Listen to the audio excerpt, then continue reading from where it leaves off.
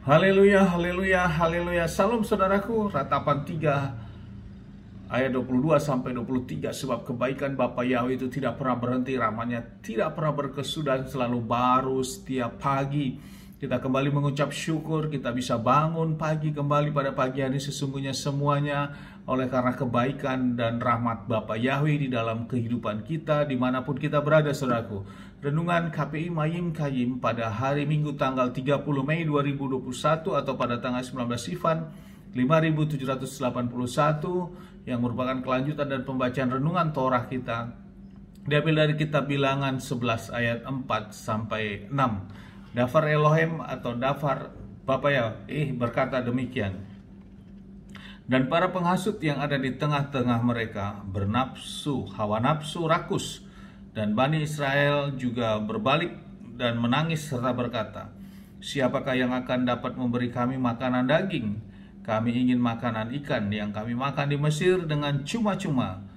Akan mentimun dan semangka, juga bawang perai, bawang merah, serta bawang putih. Tetapi sekarang selera kami kering, tidak ada sesuatu apapun kecuali mana yang tampak.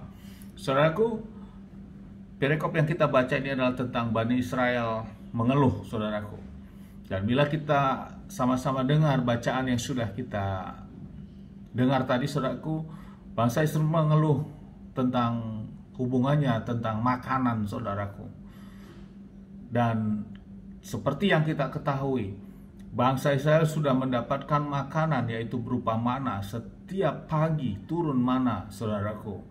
Kecuali pada hari Sabat atau hari Sabtu, mana itu tidak turun. Ini adalah menandakan kekonsistensian Bapa Yahweh dan tentang otoritas Bapa Yahweh yang turun pada hari Sabat, saudaraku.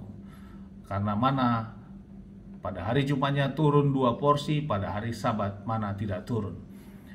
Dan inilah mana yang berbicara untuk menjawab tentang kepentingan makanan atau kepentingan perut ini bagi bangsa Israel. Saudaraku, yang menjadi renungan bagi kita bahwa kita juga memahami perjalanan bangsa Israel selama 40 tahun di padang gurun. Ini merupakan juga gambaran tentang iman saat ini, iman orang-orang yang percaya atau iman kekristenan saat ini seperti itu, saudaraku. Dan ini juga masih sama, saudaraku, hal bersungut-sungut terhadap kita tidak mau mengucap syukur dalam keadaan yang ada, saudaraku. Dan bagi orang-orang yang percaya ataupun orang-orang Kristen tanda kutip saat ini, saudaraku, dan hal ini masih sangat banyak terjadi, belum bisa memahami tentang kata ucapan syukur. Sesungguhnya bangsa Israel pada waktu itu harus sudah mengucap syukur, saudaraku, karena mereka sudah mendapatkan makanan mana. Dan lewat makanan mana ini mereka diproteksi, saudaraku. Mereka dalam keadaan sehat, mereka dalam keadaan baik, bahkan kasut mereka juga tidak rusak dalam perjalanan. Karena apa? Karena ada perlindungan dan kuasa Bapa yang menyertai mereka.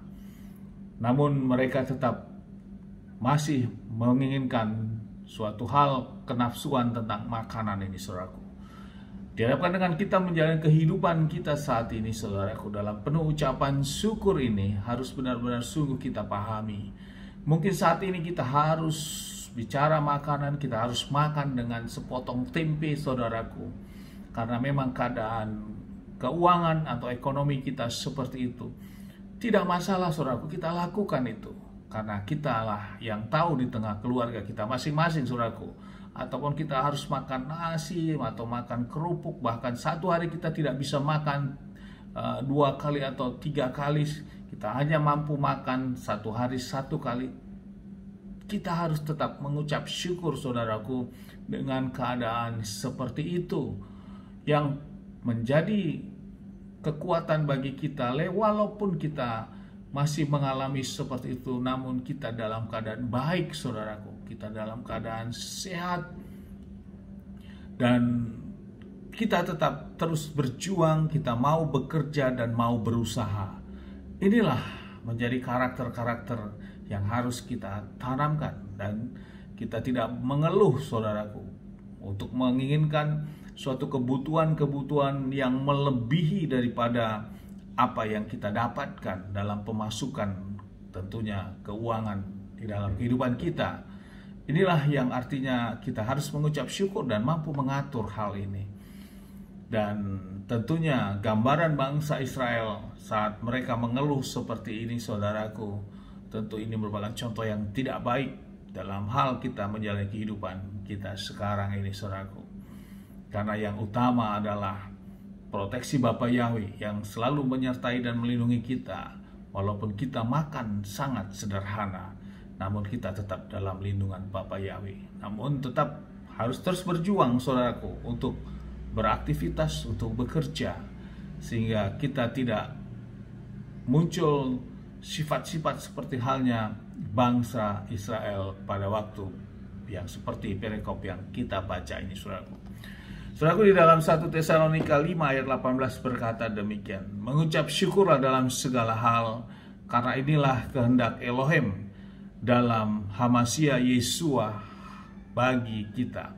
Jadi saudaraku, firman Bapa Yahweh di 1 Tesalonika 5 ayat 18 juga menegaskan tentang kita selalu mengucap syukur, namun juga memang kita harus tetap berjuang, saudaraku, dan kita berusaha. Kita tidak menjadi orang-orang yang peminta-minta juga, saudaraku, karena kita masih diberikan kesehatan dan kita harus berusaha untuk bekerja sesuai dengan yang Bapa Yahweh berikan, kemampuan yang ada pada kita. Dan percayalah, Bapa Yahweh akan menolong, memberikan jalan keluar, karena kita mengucap syukur bahwa di balik ucapan syukur ada kekuatan besar yang Bapa Yahweh curahkan. Amin, haleluya. Sukses besar buat kita. Dari tempat ini saya berdoa Bapa Yahweh memberkati dan melindungi kita semua dimanapun kita berada. Bapa Yahweh menyinari wajahnya kepada kita dan memberikan kita kasih karunia. Bapa Yahweh menghadapkan wajahnya kepada kita, memberikan kita damai sejahtera. Apapun yang kita kerjakan, apapun yang kita lakukan sepanjang hari ini, semuanya menjadi berhasil. Dan kita, orang-orang yang percaya kepada Bapa Yahweh dan mau melakukan perintah dan ketetapan Bapa Yahweh, kita tidak dipermalukan, saudaraku, dan hidup kita diberkati. Amin, haleluya. Shalom, saudaraku.